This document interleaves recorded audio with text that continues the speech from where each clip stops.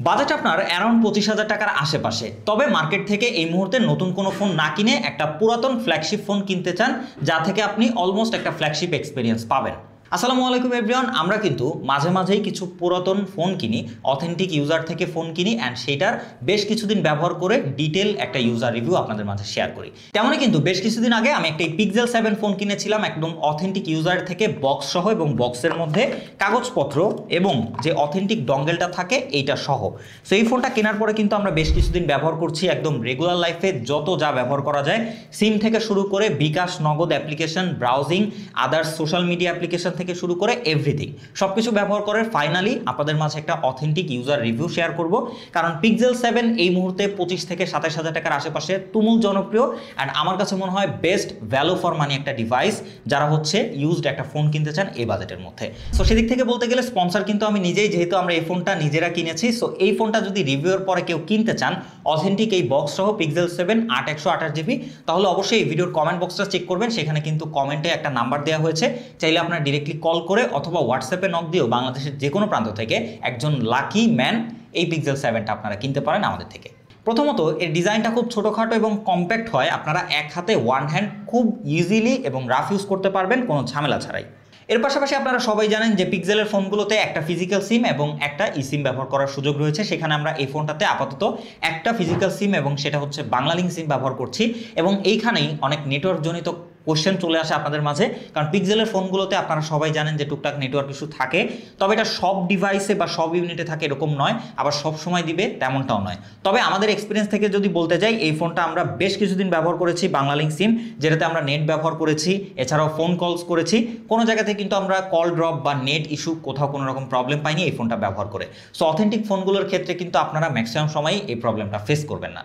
এই ফোনটা ভালো লাগার সেকেন্ড যে কারণটা আমার কাছে লেগেছে সেটা হচ্ছে এর ডিসপ্লে, যদিও বা এই ডিসপ্লেতে কিছুটা কমতি রয়েছে, যেমন এই সময় এসে কিন্তু এই বাজেটের মধ্যে আমরা সব ফোনেই 120 হার্জের ডিসপ্লে দেখতে পাই, বাট এইটাতে কিন্তু আপনারা 90 হার্জের একটা অ্যামোলেড প্যানেল পাচ্ছেন। তো 90 হার্জ এখানে আপনাদের কিছুটা হয়তো কমতি মনে হতে পারে, বাট রেগুলার লাইফ ব্যবহার করতে গেলে এইটা আসলে খুব একটা চোখে পড়ার মতো নয়। এইটার যে আসলে ইউআই এবং এইটার যে ফ্লুয়েন্সি, সেইটা আমার কাছে সেটাই ফিল করিয়েছে। তবে 6.3 ইঞ্চির এই ডিসপ্লেটাতে কিন্তু স্পেক ওয়াইজ সব ফ্ল্যাগশিপ এক্সপিরিয়েন্সই পাবেন, যেমন রয়েছে HDR10+এর সাপোর্ট, 1000 নিটস HBM এবং 1400 নিটস পিক ব্রাইটনেস, যার জন্য কিন্তু এই ফোনটা আমরা ইনডোর আউটডোর সব জায়গাতেই ব্যবহার করেছি। এর ব্রাইটনেস নিয়ে কিন্তু খুব একটা আমাদেরকে স্ট্রাগল করতে হয়নি, মোটামুটি সব জায়গাতেই কিন্তু এর মিডিয়া কনজিউমার এক্সপিরিয়েন্স ঠিকঠাক ছিল। তবে হ্যাঁ, এই ফোনটার যে ডিসপ্লে বেজেল সেটা কিন্তু খানিকটা মোটা, কারণ এইটা বেশ খানিকটা পুরাতন স্মার্টফোন, এই বাজেটে আমরা এখনকার ফোনগুলোতে বেশ ন্যারো বেজেল দেখতে পারি, সেই দিক থেকে তুলনা করলে এইটা আপনাকে অবশ্যই একটু অন্যরকম ফিল দিতে পারে। তবে এর ইন ডিসপ্লে ফিঙ্গারপ্রিন্টটা কিন্তু খুবই ফাস্টার অ্যান্ড অ্যাকুরেট ছিল, কখনোই খুব একটা মিসম্যাচ করতে আমরা দেখিনি। এবং এই ফোনটার মিডিয়া কনজিউমার এক্সপিরিয়েন্সকে আরও বেটার করার জন্য এইটাতে ব্যবহার করা হয়েছে যে ডুয়েল স্টেরিও স্পিকার, সেটা কিন্তু আপনাকে খুবই কোয়ালিটিফুল এবং খুবই ডিটেল সাউন্ড এক্সপিরিয়েন্স দিবে। তবে এটা কিন্তু খুব বেশি অনেক লাউড সাউন্ড দিবে না, তবে খুব ডিটেল সাউন্ড আউটপুট দিবে। তার পাশাপাশি এইটার আরেকটা জিনিস খুবই ভালো লেগেছে আমার কাছে, সেটা হচ্ছে এর হেপটিক ফিডব্যাক বা ভাইব্রেশন মোটর। সো এইটা কিন্তু আপনাকে অলমোস্ট একটা আইফোনের টাইপের ফিলিংস বা এক্সপিরিয়েন্স দিয়ে থাকবে, খুবই হার্ড এবং খুবই ভালো মতো ফিল করা যায় এটা। এরপরে ভালো লাগার আরও একটা কারণ যেটা পিক্সেল লাভারদের সবসময়ই টানে, সেটা হচ্ছে এর ইউআই। ফোনটা এই মুহূর্তে দাঁড়িয়েও কিন্তু একদম লেটেস্ট অ্যান্ড্রয়েড 16 আপনাকে প্রোভাইড করছে। সো সেদিক থেকে বলতে গেলে এর ইউআই এক্সপিরিয়েন্স একদম লেটেস্ট, আপনারা যা যা পান সেটাই পাবেন এটা থেকে। অ্যান্ড এরপরও আরও 2টা মেজর ওএস আপডেট পাবেন। সো এই মুহূর্তে দাঁড়িয়েও এই ফোনটা কিনলে আগামী 2 বছর আপনি লেটেস্ট অ্যান্ড্রয়েডের সাথেই থাকতে পারবেন।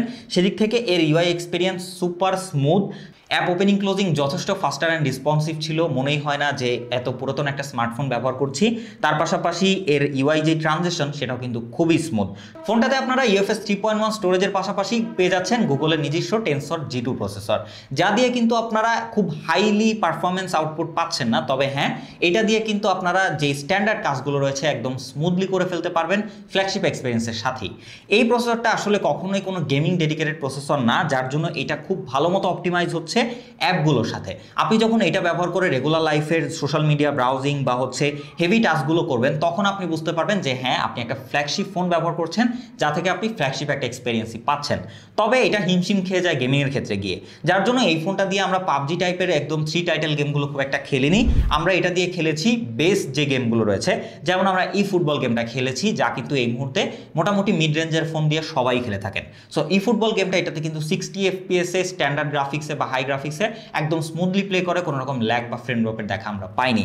তার পাশাপাশি এটাতে আমরা মেটাল স্ট্রং গেমটা খেলেছি, এটাও কিন্তু বেশ হাইলি গ্রাফিক্সের একটা গেম, অ্যান্ড এইটাও কিন্তু একদম স্মুথ মাখনের মতোই চলেছে 60 FPS এ। তবে হ্যাঁ, যদি আমরা হিট নিয়ে কথা বলি, পিক্সেলের ফোনগুলো বরাবরই বেশ খানিকটা হিট জেনারেট করে, বিশেষ করে গেমিং বা ক্যামেরা অ্যাপগুলো ব্যবহার করলে। বাট আনফর্চুনেটলি এই ফোনটা ব্যবহার করে কিন্তু আমার কাছে খুব একটা ওভারহিটিং মনে হয়নি। এটা দিয়ে আমরা ক্যামেরা ব্যবহার করেছি, আমরা রিসেন্টলি একটা ইভেন্ট কভার করেছি অলমোস্ট 2 দিনের, সেই সময় কিন্তু এই ফোনটা আমি অনেক ব্যবহার করেছি, সেখানে আমি অনেক ছবি তুলেছি, অনেক ভিডিও করেছি। বাট এইটা কিন্তু একদম ওভারহিট হয়ে যাচ্ছিল, ক্যামেরা বন্ধ হয়ে যাচ্ছিল, এরকম কিন্তু হয়নি। আমরা কন্টিনিউয়াস 4K 60 FPS এ অলমোস্ট হচ্ছে 16 থেকে 20 মিনিট একটানা ভিডিও করেছি, তারপরেও কিন্তু ওভারহিট জনিত কোনো কারণে এটা কিন্তু বন্ধ হয়ে যায়নি, যেটা কিন্তু আমরা বেশ আগে দেখতে পারতাম। সো আমার কাছে মনে হয়েছে যে এই যে অথেন্টিক টাইপের ফোনগুলো, এইগুলো নিয়ে আপনারা বেশ ভালো মতো ব্যবহার করতে পারবেন। তার পাশাপাশি এটা কিন্তু অনেক ওভারহিটও হচ্ছিল না, যেটা কিন্তু এর আগে আমরা পিক্সেল 7 যে ফোনগুলো প্রিয়ন মার্কেট থেকে নিয়ে রিভিউ করেছিলাম, সেইগুলোতে যে প্রবলেমগুলো দেখা দিয়েছিল, সেইটা খুব একটা এইটাতে পাইনি। সবশেষে চলে যাই আমরা পিক্সেলের একদম মোস্ট হাইলাইট পার্টের দিকে, যেটা হচ্ছে এর ক্যামেরা সেগমেন্ট। ফোনটা রিয়ারে রয়েছে ডুয়েল ক্যামেরা সেটআপ, দুইটাই খুবই কাজের। একটা হচ্ছে 50 মেগাপিক্সেলের মেইন সেন্সর, একটা হচ্ছে 12 মেগাপিক্সেলের ultra wide lens, and finally সামনে রয়েছে একটা 10 মেগাপিক্সেলের সেলফি ক্যামেরা। তবে ইন্টারেস্টিংলি এই মেগাপিক্সেল খুব কম থাকলেও এইটা থেকে যে আপনারা এক্সপিরিয়েন্স পাবেন, ডেফিনেটলি সেটা একটা ফ্ল্যাগশিপ এক্সপিরিয়েন্স। যেমন প্রথমত আমরা যদি পিকচারের কথা বলি, এটা দিয়ে স্টিল আপনারা খুবই শার্প, খুবই ডিটেল এবং খুবই ওয়েল ব্যালেন্স কালার একটা এক্সপিরিয়েন্স পাবেন। প্রত্যেকটা ছবি আপনারা যদি দেখেন ভালো মতো, কালার কনসিস্টেন্সি একদম A+ লেভেলের, মানে কোনো রকম কালার কিন্তু খুব একটা শিফট করে না, as it is colour provide করে। পিক্সেল কিন্তু কখনোই খুব একটা কালার বুস্ট করে না, এটা সবাই জানেন। সো একদম as it is natural colour যদি আপনার পছন্দ হয়, এইটা আপনাকে বেস্ট কোয়ালিটির এক্সপিরিয়েন্স দিবে। এর পাশাপাশি সেম অ্যাজ আলট্রা ওয়াইড থেকেও আপনারা খুবই ভালো ডিটেল শার্পনিং এবং সেম কোয়ালিটি পেয়ে যাবেন আপনারা অলমোস্ট, যদি ডে লাইটে পিকচার নেন। লো লাইটে গেলেও কিন্তু আপনারা ইনডোরেও খুব ভালো কোয়ালিটির পিকচার পাবেন, যদি সেখানে টুকটাক আর্টিফিশিয়াল লাইট থাকে, তাহলে ভালো ডিটেল এবং ভালো লাইটিং সিচুয়েশনে আপনারা ভালো কোয়ালিটির পিকচার নিতে পারবেন এর রেয়ার ক্যামেরা থেকে। এছাড়াও আপনারা এই 10 মেগাপিক্সেলের ফ্রন্ট ক্যামেরা থেকে আমি বলবো এই 25,000 টাকা রেঞ্জের মধ্যে দি বেস্ট কোয়ালিটির একটা পিকচার আউটপুট পাবেন। আপনারা যদি ছবিগুলো লক্ষ্য করেন, আমরা কিন্তু এটা থেকে ইনডোরে ছবি নিয়েছি, আউটডোরে টোটালি সানলাইটে ছবি নিয়েছি, সব জায়গাতেই কিন্তু খুবই ভালো ডিটেল এবং এক্সপোজার ব্যালেন্স করতে পারে, এবং ফেস কালারও কিন্তু অ্যাজ ইট ইজ দেয়, অন্যান্য ফোনগুলোর মতো স্মুথ করে ফেলে না বা ফেসটাকে অনেক ব্রাইট করে ফেলে না। সো এই জিনিসটা কিন্তু আপনারা দারুণ এক্সপিরিয়েন্স পাবেন ক্যামেরার থেকে। তবে হ্যাঁ, এই ফোনটা কখনোই কোনো পোর্ট্রেট খুব এক্সিলেন্ট সেগমেন্টের ফোন না, তবে আপনারা কিন্তু এই বাজেটের যে কোনো ফোনের সাথে এটাকে তুলনা করতে পারেন, তাহলে আপনারা এটা থেকে দারুণ কোয়ালিটির পোর্ট্রেটও পাবেন, যেখানে এজ ডিটেকশন ঠিকঠাক রয়েছে, যেহেতু এটা সফটওয়্যার বেস আসলে করে। সো সেদিক থেকে আপনারা স্ট্যান্ডার্ড কোয়ালিটির আউটপুট পাবেন পোর্ট্রেটের ক্ষেত্রে। ফাইনালি ভিডিও সেগমেন্টেও আপনারা এই ফোনটা থেকে এক্সিলেন্ট আউটপুট পাবেন, যেহেতু হচ্ছে এইটা আপনারা 25,000 টাকার আশেপাশে পাচ্ছেন, বাট প্রত্যেকটা লেন্স দিয়ে কিন্তু আপনারা 4K 60 FPS এ ভিডিও করতে পারবেন, এর রেয়ার, আলট্রা ওয়াইড এবং ফ্রন্ট সব দিক থেকেই। এবং ভিডিওর কথা বললে খুবই ডিটেল, তার পাশাপাশি কিন্তু এর যে স্ট্যাবিলাইজেশন সেটা কিন্তু ভাই দারুণ।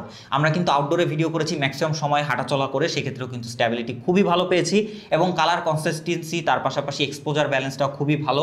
এক্সপোজার খুব একটা শিফট করে না, আলো কম বেশি হতে আমরা খুব একটা দেখিনি, অলমোস্ট সিমিলার কালার এবং সিমিলার এক্সপোজার ধরে ভিডিও করতে পারে। সবশেষে চলে আসে এই ফোনটার ব্যাটারি ব্যাকআপ। পিক্সেলের ফোনগুলোতে ব্যাটারি একটু কমই থাকে, এবং এটাতে রয়েছে 4355 mAh এর ব্যাটারি এবং 20 ওয়াটের ফাস্ট চার্জিং সাপোর্ট রয়েছে, ওয়্যারলেস চার্জিংয়েরও সাপোর্ট রয়েছে, যেহেতু একটা ফ্ল্যাগশিপ গ্রেডের ফোন।